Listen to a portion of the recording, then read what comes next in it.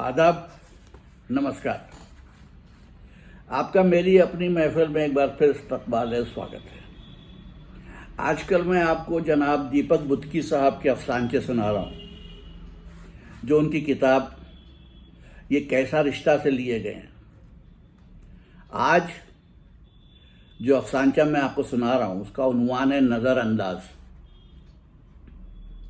सुनिए, नज़रअंदाज। घर लौटते वक्त वो बहुत गमगीन नजर आ रही थी। कमरे में घुसकर कद्दे आदम आईने के सामने खुद को निहारने लगी। फिर अपने बेटे से मुखातिब हुई, साइमन, क्या मेरा चेहरा बदसूरत नजर आ रहा है?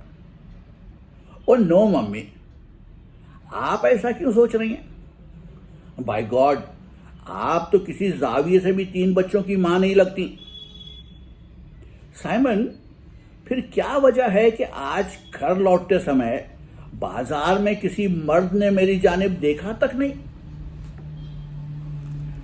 यह था दीपक बुत्की साहब का अफसानचा नज़रअंदाज।